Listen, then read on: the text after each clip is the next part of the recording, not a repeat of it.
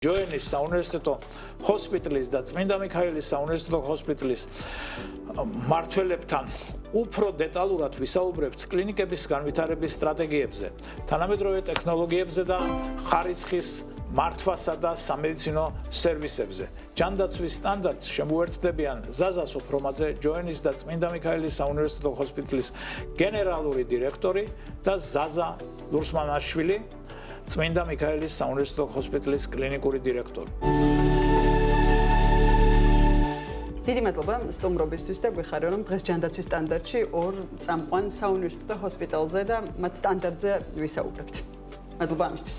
მადლობა მოწვევისთვის. დიდი მადლობა მობრძანებისთვის, საინტერესო გადაცემა გვექნება ორი როგორც ახალი ისტორიით, მეორე როგორც ძველი ისტორიით. გამორჩეული კლინიკების ხელმძღვანელები ბრძანდებით აქ ჯოენი და წმინდა მიქაელის საავადმყოფო, სადაც ყოველ შემთხვევაში ჩემი თაობა ვსწავლობდით იქ და ჩემთვის ძალიან ძვირფასია, არა ტერიტორიულად, მაგრამ თვითონ ეს სლოგანი და ადამიანებით შეიძლება ვინც იქ, მაგრამ არ ვიცი რამდენად არიან ის ხალხი ჯერ კიდე იქ, მაგრამ პირველი რომ ასეთი კითხვა გვექნება, რომ პირველი ესეთი ნაბიჯი გადაიდგა, რომ როგორც ვიცი, ბრძანდებით ევროპის უნივერსიტეტის ქოლგის ქვეშ და ეს პირველი ნაბიჯია ჩვენ სინამდვილეში, როცა დიდმა უნივერსიტეტებმა მემხილველობაში კერძო უნივერსიტეტები გადადგეს ეს ნაბიჯი, რომ აქვთ საკუთარი კლინიკური ბაზები. რომელსაც აქვს საკმაოდ დიდი მნიშვნელობა ჩვენს რეალობაში. აი რაც გვეტყვით, რა მისცა ეხლა ამ ორ გამორჩეულ საავადმყოფოს და კლინიკას მას შემდეგ, რაც უნივერსიტეტის ქოლგის ქვეშ დაიწყეთ ფუნქციონირება. დავიწყებ იმით, რომ ევროპის უნივერსიტეტი ერთ-ერთი წამყვანი საგანმანათლებლო დაწესებულებაა ჩვენს საგანმანათლებლო სივრცეში. საკმაოდ დიდი უნივერსიტეტია და აი ბოლო წლების განმავლობაში განსაკუთრებით დიდი პროგრესი განიცადა. სამედიცინო ნაწილს რომ დაუბრუნდეთ, ის გახდა დამფუძნებელი ჯოენის საუნივერსიტეტო ჰოსპიტალის რამდენიმე წლის წინ, 4 წლის წინ და აი ახლა სულ ახლახან შეიძინა წმინდა მიქაელის საუნივერსიტეტო ჰოსპიტალი. როგორც თქვენ ბრძანეთ, ორივე ეს ჰოსპიტალი გახლავთ საკმაოდ ძლიერი სამედიცინო დაწესებულება, მაგრამ ამ ქოლგის ქვეშ ყოფნა კიდევ განსაკუთრებულ ვალდებულებებს ძენს ორივე კლინიკას. საუბარია იმაზე, რომ რა თქმა უნდა, კლინიკის პერსონალი ჩართულია სტუდენტების სწავლაში, აღზრდაში და ეს განსაკუთრებულ პასუხისმგებლობას ანიჭებს მათ. ისედაც კანონმდებლობითაც ყველა საგანმანათლებლო დაწესებულებას თუ მას სამედიცინო ფაკულტეტი აქვს, ევალება კანონმდებლობით სამედიცინო დაწესებულების ქონა. ამიტომ ეს განსაკუთრებით მნიშვნელოვანია იმისათვის, რომ სწორად შეირჩეს, აი სწორი ბალანსი შეირჩეს ის ინფრასტრუქტურული შესაძლებლობები, ის მატერიალური შესაძლებლობები, ის სტაფი, ის პროფესორ-მასწავლებლები კანონმდებლობით არის განსაზღვრული. ახალია თქო, მე არ მახსოვს ეს. ბოლო რამდენიმე წელია უკვე ესე არის, თუმცა პერიოდულად იცვლება პროფესორ-მასწავლებლების რაოდენობა და სტუდენტების რაოდენობა უნდა იყოს ორგანულად ერთმანეთთან თანაფარდობაში. ერთგვარი სინერგია არის ეს ყველაფერი, იმიტომ რომ ერთია ის, რომ სტუდენტების სწავლებისათვის აუცილებელი არის ძლიერი ინფრასტრუქტურა, გამოცდილი კადრები და მეორე ის, რომ ყველაფერი ეს ხდება აკადემიურ სივრცეში, რაც ასევე მე ვფიქრობ, რომ თვითონ პროფესორ-მასწავლებლების თვითონ ექიმების მომზადებას უწყობს ხელს. ბატონო ზაზა, თქვენ შემთხვევაში, თქვენი ჰოსპიტალის შემთხვევაში, წმინდა მიქაელის საუნივერსიტეტო ჰოსპიტალის შემთხვევაში, რა შეიცვალა მას შემდეგ, რაც ევროპის უნივერსიტეტის საკუთრებაში და მის ქოლგის ქვეშ მოექცა? პირველ რიგში მოგესალმებით, მივესალმებით თქვენს მაყურებლებს, მადლობა მოწვევისთვის. ჩვენთვის ეს იყო ძალიან მნიშვნელოვანი ნაბიჯი. ძალიან კარგი სინთეზი შეიქმნა ტრადიციულად ძველი, ცნობილი სამედიცინო დაწესებულების და როგორც ბატონმა ზაზამ აღნიშნა, ჩვენს დღევანდელ საგანმანათლებლო სისტემაში არსებული ერთ-ერთი საუკეთესო უნივერსიტეტის ერთობლიობით. ძალიან მოკლე დროში მოხერხდა ინფრასტრუქტურული პროექტების განხორციელება, ახალი აპარატურის შეძენა, დაინერგა ხარისხის გაუმჯობესების და ამაღლების სხვადასხვა მეთოდები. ამასთანავე მთელი სამედიცინო პერსონალი ჩართული ამ აკადემიურ პროცესებში და ეს საუნივერსიტეტო გარემო ხელს უწყობს ამ პროფესიული დონის ამაღლებას და ეს ძალიან ეფექტურად აისახება როგორც მკურნალობის პროცესი, ასევე მის შედეგებზე. აი, როდესაც ხარისხზე ვსაუბრობთ და პაციენტზე ზრუნვის ხარისხის ნაწილში, მოდელს, რასაც ქვია საუნივერსიტეტო ჰოსპიტალი, რა მნიშვნელობა აქვს დღეს თანამედროვე ჯანდაცვაში? ზოგადად სამედიცინო დაწესებულებებში ხარისხის კონტროლი ძალიან მნიშვნელოვანი კომპონენტია. მოგეხსენებათ ამისათვის არსებობს შესაბამისი ინდიკატორები, რის საშუალებითაც ჩვენ ვახერხებთ ამ პროცესების მართვას და კონტროლს. მუდმივად ხდება ამ მონაცემების შეკრება, ანალიზი, მსჯელობა ამ ინფორმაციის ირგვლივ. გარდა ამისა, ჩვენ გვყავს შიდა აუდიტის ჯგუფი, რომელიც ასევე მუდმივად აკონტროლებს ამ პროცესებს და ვცდილობთ, რომ ეს პროცესი იყოს უწყვეტი. ძალიან მნიშვნელოვანია ამ პროცესში უწყვეტი სამედიცინო განათლება, რასაც ასე ვთქვათ, აქტიურად ვეწევით ჩვენს კლინიკებში და სხვა სტანდარტების დანერგვა. ეხლა მოგეხსენებათ, კანონმდებლობაც გვავალებდა საერთაშორისო აკრედიტაციის მიღებას კლინიკებს თავისი საქმიანობის შეუპირობად გაგრძელებისთვის. ორივე კლინიკამ სხვა შორის საკმაოდ წარმატებით გაიარა ეს პროცესი. საკმაოდ არ დამალა რთული პროცესი იყო, მაგრამ კარგად გავართვით თავი და საკმაოდ მაღალი შეფასებებიც მივიღეთ შესაბამისი საერთაშორისო ორგანიზაციებიდან. მოგეხსენებათ ახლა ალბათ ჩემზე უკეთესად რომ საუნივერსიტეტო კლინიკების მახასიათებლებში რამოდენიმე მთავარი კრიტერიუმია, ხო? ერთი უმაღლესი დონის სამედიცინო დახმარებაა, პირველი და მთავარი. მეორე ის რომ იქ მზადდებიან სტუდენტები, შემდგომ რეზიდენტები და რაც ბრძანეთ, ასევე მიდის პროცესი უწყვეტი სამედიცინო განათლების და მესამე კვლევები, ანუ სამეცნიერო მუშაობა. თან საუნივერსიტეტო ჰოსპიტალებში როგორც წესი, განყოფილების ხელმძღვანელები არიან უნივერსიტეტის პროფესორ-მასწავლებლები ხოლმე ძირითადად. რაც განსაზღვრავს იმას, რომ აი ყველგან მტკიცებულებებზე დაფუძნებული მედიცინაა წინა პლანზე და ამით ოპერირებს თითოეული ეს კლინიკა. ამ ხრივ როგორია მდგომარეობა და რა გეგმები გაქვთ ამ თვალსაზრისით? ინფრასტრუქტურულად საკმაოდ მომზადებულია ორივე კლინიკა, ჩვენ ალბათ ოდნავ მოგვიანებით კიდევ შევეხებით და უბრუნდებით ამ თემებს. საკმაოდ ძლიერი პროფესურა არსებობს ორივე კლინიკაში, გამოცდილი ექიმები, რომლებიც ამასაც მნიშვნელობა აქვს, ალბათ უმრავლესობა კარგად საუბრობს უცხო ენაზე, რადგანაც უცხო ენოვან სტუდენტებთან აქვს საქმე კიდევ მეორე ფერს ძალიან მნიშვნელოვანია და კვლევები, რომელშიც ასევე აქტიურად ვართ ჩართული. იქნება ეს სამედიცინო სტატიები, ბროშურები თუ ასე შემდეგ და ასე შემდეგ. რა თქმა უნდა, ჩვენ ამ მიმართულებით გაძლიერებას ვაპირებთ და საკმაოდ ბევრი შემოთავაზებები გვაქვს ახლა კლინიკურ კვლევებთან დაკავშირებითაც, აი ანუ კლინიკური კვლევები ძალიან აქტიურად მიდის ქვეყანაში, თქვენი ეს ორი ბაზა კლინიკურ კვლევებში ორივე კლინიკა აქტიურად არის ჩართული ამ პროცესებში. ძალიან კარგი. ეს დამატებითი პეტნეს. ჩვენი სამედიცინო პერსონალის საკმაოდ მცირე ნაწილი იყო ჩართული აკადემიურ ცხოვრებაში, მაგრამ უნივერსიტეტის ჩართულობამ და საუნივერსიტეტო გარემომ ძალიან გაზარდა ინტერესი ჩვენი კოლეგების აკადემიურ ცხოვრებაში ჩართვის მიმართულებით და ძალიან ბევრი, როგორც ბატონმა ზაზამ აღნიშნა, ძალიან ბევრმა ჩვენმა კოლეგამ გადაწყვიტა ამ პროცესში მონაწილეობის მიღება და ეს უკვე საკმაოდ ხელშესახებ შედეგებს იძლევა.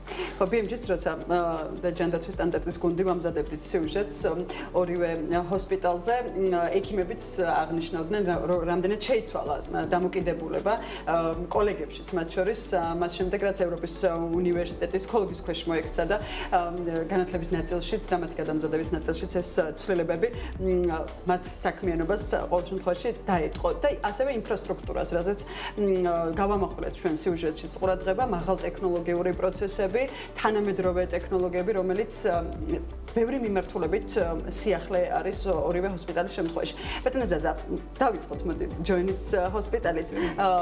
კიდე ის, რაც ვერ მოხდა ჩვენს სიუჟეტში. რა შეგვიძლია კიდევ დავამატოთ? რა არის ის მთავარი, რაც მას შემდეგაც ევროპის უნივერსიტეტის მფლობელობაში მოექცა ჰოსპიტალი, შეიცვალა და დაინერგა სიახლე? პირველ რიგში ისევ ინფრასტრუქტურას დავუბრუნდები, იმიტომ რომ ამ ხრივ ალბათ ორივე ჰოსპიტალს ძალიან გაუმართლა მფლობელის კუთხით, იმიტომ რომ ევროპის უნივერსიტეტი ხელმძღვანელობა არ ერიდება ხარჯების გაწევას თანამედროვე ტექნოლოგიების დასანერგად იმ სერვისების გასაძლიერებლად, რომელიც ტრადიციულად ამ კლინიკებში არის, მე მხოლოდ აი ამ ბოლო დროს ერთ მნიშვნელოვანეს შენაძენზე გავამახვილებ ყურადღებას, ჩვენ სიუჟეტშიც ვისაუბრეთ ამის შესახებ, ეს გახლავთ ინტრაოპერაციული ვიზუალიზაციის OR-2 აპარატი, რომელიც მართლაც უპრეცედენტო არის უახლოეს ქვეყნებში, ჩვენ სიუგლი შეიძლება ითქვას, რომ ამ ულტრათანამედროვე აპარატის ანალოგი არათუ ჩვენს მეზობელ რეგიონში, არამედ თურქეთშიც, თუმცა თურქეთიც შეიძლება მეზობელ რეგიონად ჩაიტოლოს და ძალიან ბევრ ევროპულ კლინიკაში წარმოიძებნება.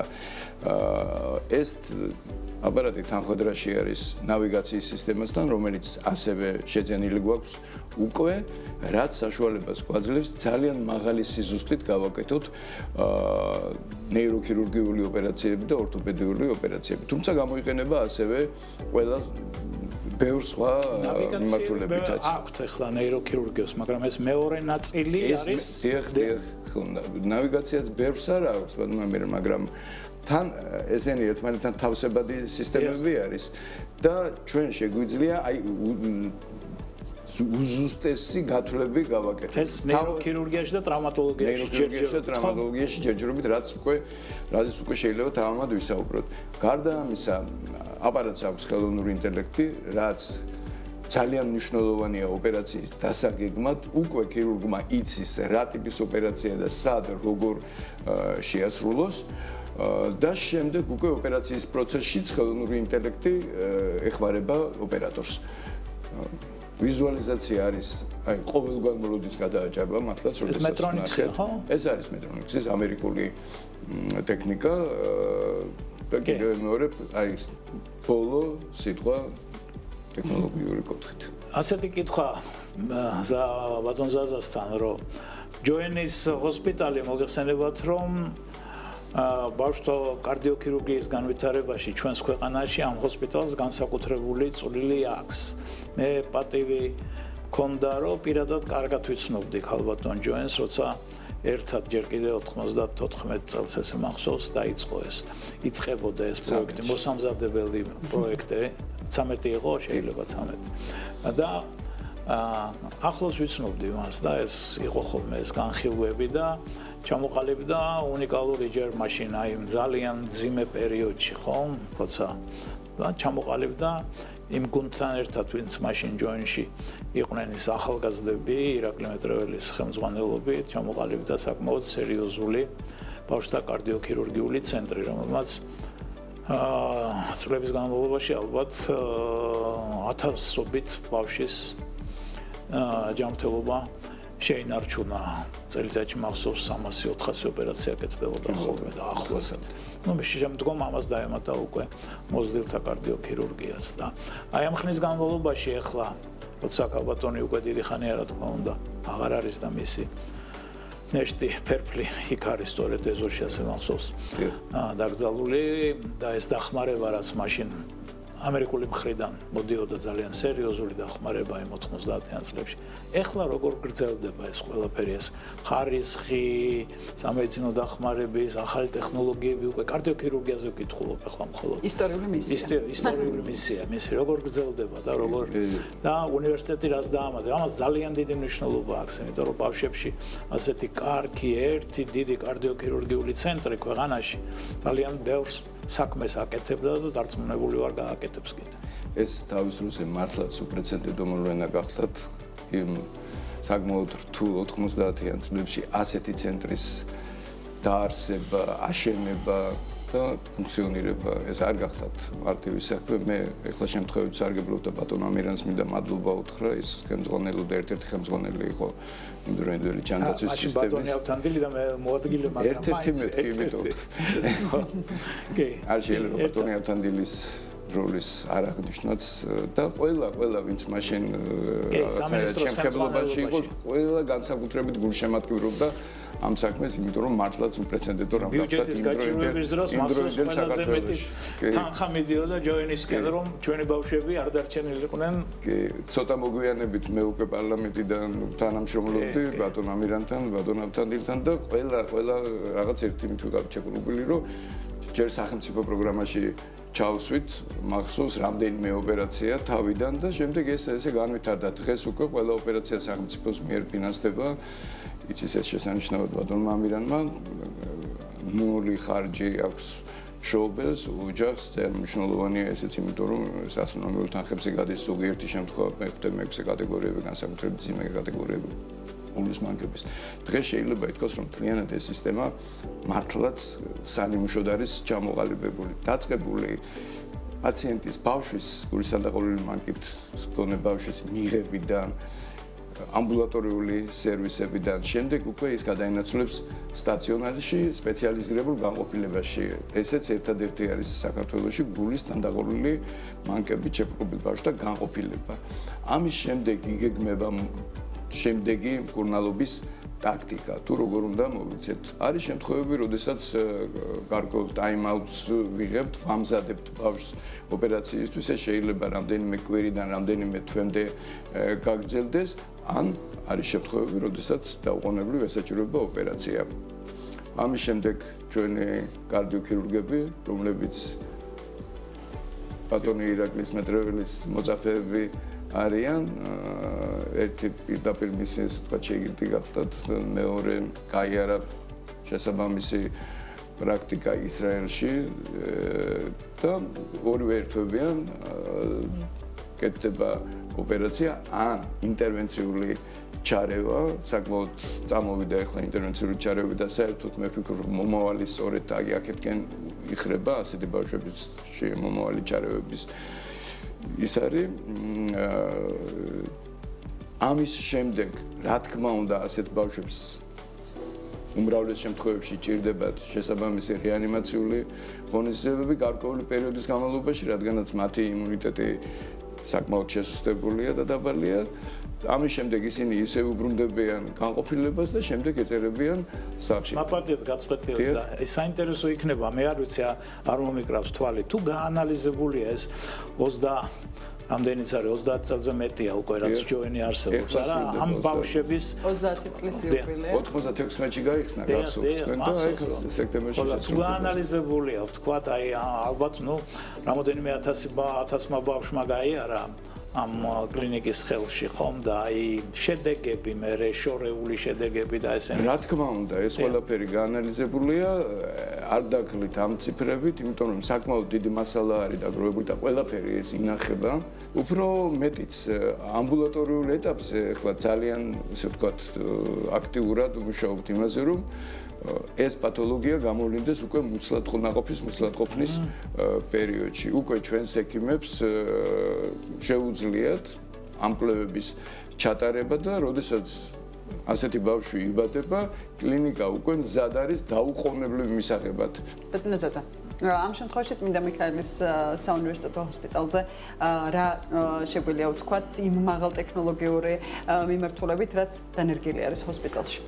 მოგახსენებთ, ზეანაც მოგახსენებთ და ეხლაც გავიმეორებ, ამ 5 თვის განმავლობაში ძალიან მნიშვნელოვანი პროგრესი განიცადა ჩვენმა ჰოსპიტალმა ინფრასტრუქტურის კუთხით, სამედიცინო აპარატურის შეძენის კუთხით და ეს პროცესი უწყვეტად გრძელდება. ეს ძალიან მნიშვნელოვანია, იმიტომ რომ იყო გარკვეული გამოწვევები ამ დრომდე და აი სწორედ ამ ევროპის უნივერსიტეტის დახმარებით მოხერხდა აი ამ უაღრესად მნიშვნელოვანი ნაბიჯების გადადგმა, რამაც საგრძნობლად აამაღლა სამედიცინო სერვისის ხარისხი გარკვეული ასე ვთქვათ სიახლეები გვაქვს კიდე იმ კუთხით, რომ აი ბოლო წლების განმავლობაში ჩვენმა ჰოსპიტალმა მოახერხა და რამდენიმე მიმართულებას საგრძნობლად განავითარა. ერთ-ერთია მათ შორის მოგეხსენებათ გვიძლის გადანერგვის პროცესი, რომელიც ჩვენს კლინიკაში წარმოებს უკვე მეორე წელია და დაახლოებით 20-მდე გადანერგვა ჩატარდა და ძალიან წარმატებით და არაჩვეულებრივი შედეგებით. ამასთანავე გარკვეული ასე ვთქვათ სიახლე გვაქვს იმ კუთხით, რომ ძალიან კარგად განვითარდა ტკივილის მართვის მიმართულება ჩვენს სამედიცინო დაწესებულებაში. მოგეხსენებათ, მაინც ბევრ კლინიკაში ეს პროცესი არ წარმოებს, ან არ წარმოებს ისეთი ეფექტურობით და ისეთი რაოდენობით, როგორც ჩვენთან. ეს ეხება როგორც ვთქვათ, ონკოლოგიური პათოლოგიის მქონე პაციენტებს, ასევე ძვალსახსროვანი სისტემის მქონე პაციენტებს, სხვადასხვა პათოლოგიების მქონე ადამიანებს, რომლებსაც აი ამ ტკივილის მართვის თანამედროვე მეთოდებით, რომელიც ჩვენთან არის დანერგილი და ძალიან წარმატებით გამოიყენება, უმჯობესდებათ სიცოცხლის ხარისხი, მოიხმარენ ნაკლებ მედიკამენტებს და შედეგად ყველა ტიპის ტკივილი ბატონო ზაზა პრაქტიკულად აი ნევროლოგიური ტკივილი, ონკოლოგიური ტკივილი, პირველ რიგში ნევროლოგიას და ონკოლოგიაშიც აი ძალიან მნიშვნელოვანი სტაციონარის პირობებში კეთდება ეს თუ ამბულატორიულად? როგორც სტაციონარულად, ისე ამბულატორიულად გააჩნია პაციენტის მდგომარეობას. ანუ რა ტკივილის ცენტრივით გაქვთ ჩამოყალიბებული? დიახ, სადაც ძალიან მნიშვნელოვანი შედეგები გვაქვს და უაღრესად კიდე რაც დაასახელებთ ჩვენს ნოუ-ჰაუს თქვათ რითიც განსხვავდებით სხვებისგან? ნუ ფიქრობ ტრადიციით, რაც 4 წელს ისახეთი მემკვიდრეობა გვაქვს, რომ ეხა ამის ნიველირება წარმოგვიდგება. ვიდრე თანამედროვე ამებს მოვიკითხავდეთ ჯანდაცვის სტანდარტში იქამდე მემკვიდრეობას შევახეთ და მოდი ჩვენს მაყურებელს ახლა წმინდა მიქაელის საუნივერსიტეტო ჰოსპიტალზეც მოვყვეთ ვიდეო ისტორია, იმიტომ რომ ჯოინზე უკვე გავოზიარეთ კლინიკა, რომელიც თითქმის საუკუნის წინ იწყება და მიქაელის საუნივერსიტეტო ჰოსპიტალი კავკასიაში ერთ-ერთი ყველაზე დიდი ისტორიის მქონე სამედიცინო დაწესებულება გახლავთ, რომლის ფესვებიც მიხაილოვსკის საავადმყოფოს, მაშინდელ მიხაილოვსკის სტაციონარს უკავშირდება, სადაც პაციენტის სამედიცინო მომსახურების პირველი ჩანაწერი 1854 წლით თარიღდება. სწორედ აქ ინერგებოდა თავის დროზე ყველაზე თანამედროვე სამედიცინო მიდგომები და იზრდებოდა ექიმების ძლიერი თაობა. დღეს კი რებრენდინგისა და სრული განახლების შემდეგ უკვე წმინდა მიქაელის საუნივერსიტეტო ჰოსპიტალი თანამედროვე მრავალპროფილური სამედიცინო ცენტრია, რომელიც ევროპის უნივერსიტეტის ქოლგის ქვეშ ჯოინის საუნივერსიტეტო ჰოსპიტალთან ერთად განვითარების ახალ ეტაპზე გადავიდა. როგორ ინარჩუნებს კლინიკა ისტორიულ მემკვიდრეობას და როგორ პასუხობს თანამედროვე მედიცინის გამოწვევებს, გიტოვებთ BMJ-ის მიერ მომზადებულ ვიდეო ისტორიას.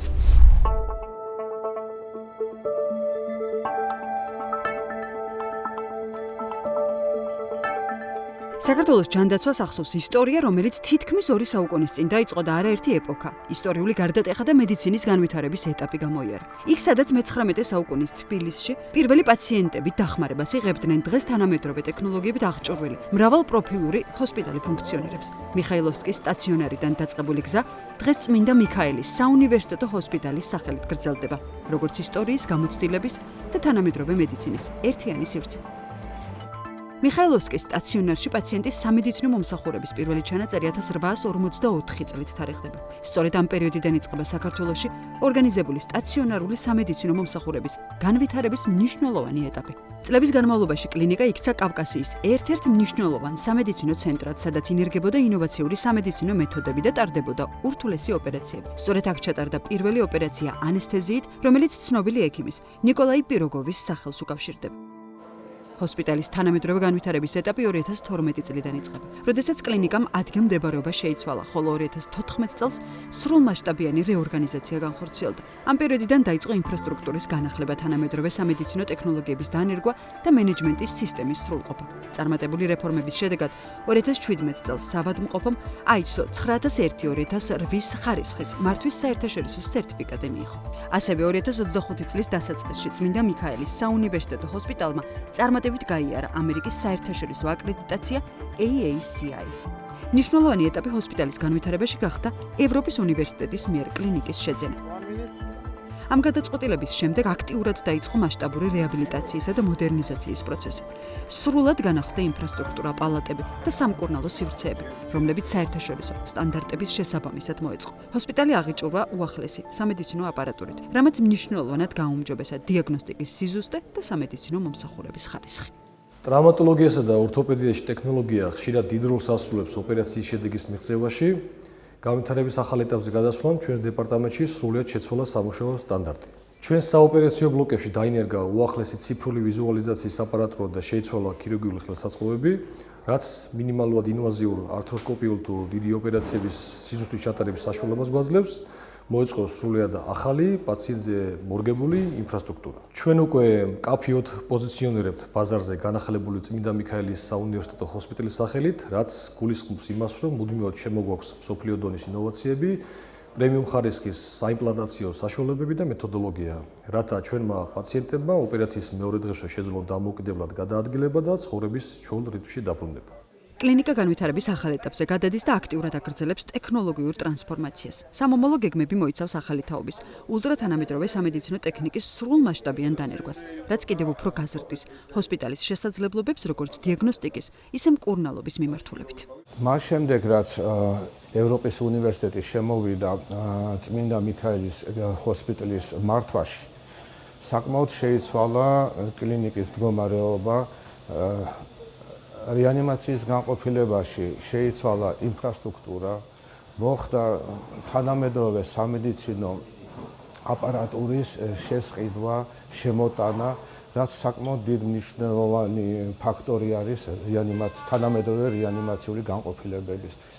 შეიცვალა განყოფილების დიზაინი, გახდა უფრო თანამედროვე და უფრო ხელმისაწვდომი როგორც პაციენტის მოვლისათვის, ისე მედპერსონალისთვის. დღევანდელი მონაცემებით კრიტიკული პაციენტის მართვა ძირითადად დამოკიდებულია იმ სამედიცინო აპარატურაზე, რა სამედიცინო აპარატურის მეშვეობითაც ხდება ასეთი უკიდურესად მძიმე მართვითი სუნთქვიანი პაციენტების გადარჩენა. გამარჯობათ. მოგბრძანდებით. განსაკუთრებით მნიშვნელოვანია, რომ წმინდა მიქაელის საუნივერსიტეტო ჰოსპიტალში იგეგმება რობოტული ქირურგიის დანერგვა. ეს თანამედროვე მიმართულება მნიშვნელოვნად გააუმჯობესებს ქირურგიული ჩარევების სიზუსტეს, შეამცირებს ინვაზიურობას და პაციენტებისათვის მკურნალობის პროცესს უფრო უსაფრთხოს და ეფექტურს გახდის. როდესაც კლინიკა გადავიდა უახლოეს თანამედროვე განვითარების ახალ ეტაპზე, ჩვენ შევძელით დიაგნოსტიკური და სამკურნალო საშუალებების ერთ სივრცეში მოთავსება. წმინდა მიქაელის საუნივერსიტეტო ჰოსპიტალის სახელით ჩვენ არა მარტო პასუხობთ თანამედროვე მოთხოვნებს, არამედ მუდმივად განვიცდით განვითარებას როგორც თეორიული, ასევე პრაქტიკის მხრივ. მომავალში დაგეგმილი არის ახალი პროექტები, რომელიც პაციენტებს დაეხმარება როგორც მკურნალობის, ისე რეაბილიტაციის უკეთესი შედეგების მიღწევაში.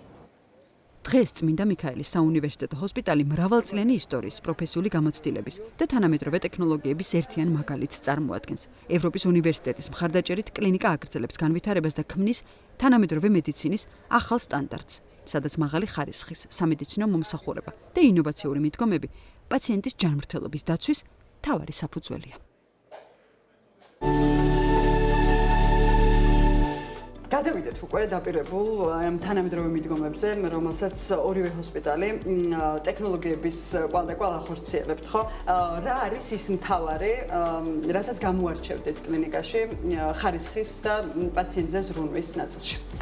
როგორც მოგესალმებათ, ჩვენმა ჰოსპიტალმა წარმატებით გაიარა საერთაშორისო აკრედიტაცია და დაინერგა ყველა ის სტანდარტი, რასაც ეს აკრედიტაცია მოითხოვს. თუმცა ჩვენ არ მიგვაჩნია, რომ ეს აკრედიტაციის გავლა და სერტიფიკატის მოპოვება ასრულებს ამ პროცესს. პირიქით, ჩვენ ამით გადავედით ახალ ეტაპზე, ვიწყებთ კიდევ უფრო აქტიურად ამ პროცესებთან მუშაობას, კვალიფიკაციის ამაღლების კუთხით, პაციენტის უსაფრთხოების სტანდარტების გაზრდის კუთხით.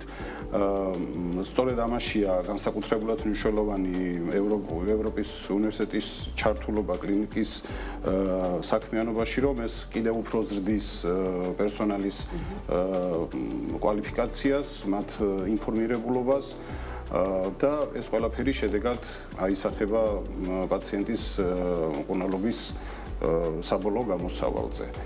ასე რომ ვფიქრობთ, რომ ჯერ კიდევ ბევრი გამოწვევა წინ არის და ჩვენ ამისთვის მზად ვართ ამაზე ვმუშაობთ ინტენსიურად და უწყვეტად. და ბოლო კითხვა ორივესთან განსაკუთრებით ბატონ ზაზასგან დავიწყებ. ბატონ ზაზა მემატიანია ბოლო 30 წლის განმავლობაში მეტი ამ საქართველოს ჯანდაცვის განვითარების. ხომ და გამოწვევები მიუხედავად იმისა, რომ პროგრესი სერიოზულია, რასაც ახლა ჩვენ უყურებთ ჯანდაცვაში, არა, გამოწვევები კიდევ ძალიან ბევრია. აი ამ საუნივერსიტეტო ჰოსპიტალისკენ სვამ და ჩამოყალიბებამ ამ ნაბიჯმა, რაც გაკეთდა თქვენი ორი ჰოსპიტალის უნივერსიტეტთან შერწყმამ, როგორ ფიქრობთ, რა გამოწვევები შეიძლება დაძლიოს მომავალში? ძალიან საინტერესო კითხვაა, იმიტომ რომ ბევრი მოსაზრება მისმენია ამის შესახებ და ჩვენც ბევრი გვისაუბრია, ჩვენც მონებრივია ჰოსპიტალში. მე ვფიქრობ, რომ მიუხედავად იმისა, რომ ბევრი გამოწვევა ჩვენ წარმატებით დავძლიეთ გასული წლების განმავლობაში, მთავარი მაინც სამედიცინო მომსახურების ხარისხი რჩება და სწორედ ამ ტიპის დაწესებულებებმა, როგორიც ახლა იქნება ამ საუნივერსიტეტო ქუდის ქვეშ ჰოსპიტალების განვითარებამ უნდა მოგვცეს იმის საშუალება, რომ სამედიცინო მომსახურების ხარისხი მნიშვნელოვნად ამაღლდეს. ჩვენ ყველამ გავიარეთ ის პერიოდი, როდესაც ხელმისაწვდომობა სამედიცინო სერვისების შეზღუდული იყო როგორც ტერიტორიული, ასევე განსაკუთრებით ფინანსური ხელმისაწვდომობა.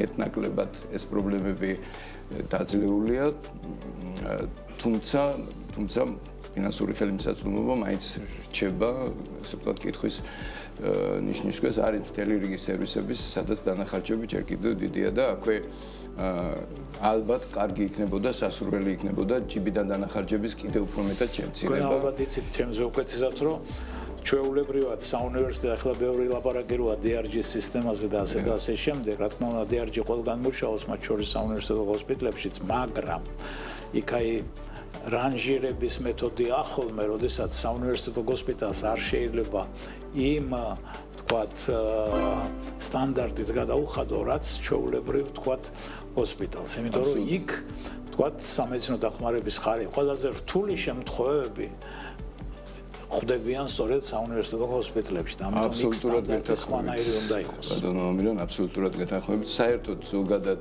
ფინანსური ხარჯების შეკავების მექანიზმები, რა თქმა უნდა, დასახვეწი არის და ვფიქრობ, რომ პირველად ჯანდაცვის განვითარებამ განსაკუთრებული როლი უნდა შეასრულოს ერთი და გარდა ამისა, აი არ შემიძლია რომ არ თქვა ის, რომ ეს გადაღებული ნარატივი, რომ ჯანდაცვაში ბევრი ფული იხარჯება, ეს არის აბსოლუტურად ძალიან ცოტა იხარჯება.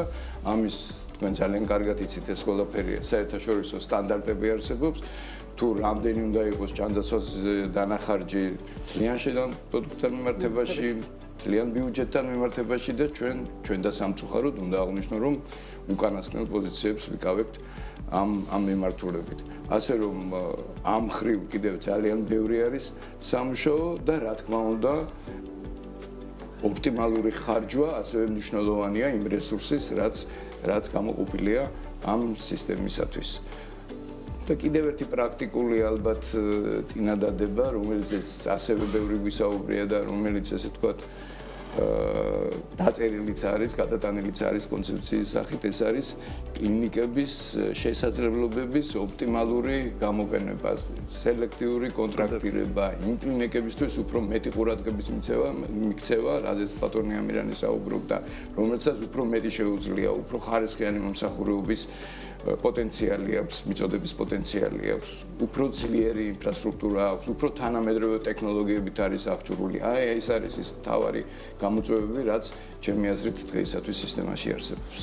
ამიტომაც საუნივერსიტეტო ჰოსპიტალების იმან, რა ქვია, ტენდენცია თუ გაჩნდა ქვეყანაში ასეთი.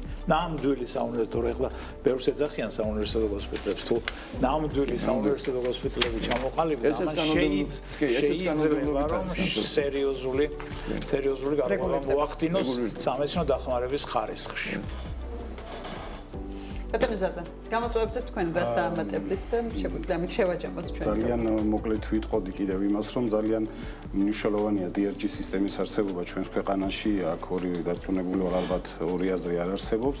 თუმცა ბატონმა ზაზამ სწორად აღნიშნა, პირველადი ჯანდაცვა უნდა იყოს ძალიან კარგად განვითარებული და ჩვენი სტრატეგიის ერთ-ერთი ნაწილია კიდევ აქცენტის გაკეთება პროფილაქტიკურ მედიცინაზე, მოსახლეობის ცნობადობის ამაღლება. ჩვენ გეგმავთ არაერთხელ ჩაგვიტარები ასეთი ღონისძიებები და შემდგომშიც გეგმავთ უფასო გასინჯვებს, უფასო კონსულტაციებს, კომუნიკაციას ჩვენს მოსახლეობასთან, რომ მათ უფრო მეტი დრო დაუთმოს საკუთარ ჯანმრთელობაზე ზრუნვა, სწრაფულად მიმართონ სამედიცინო დაწესებულებებს, რითიც მინიმუმამდე დავიყვანთ დაავადებების სირთულეს, რისკებს და ცუდ გამოსავალს და ცუდ შედეგებს.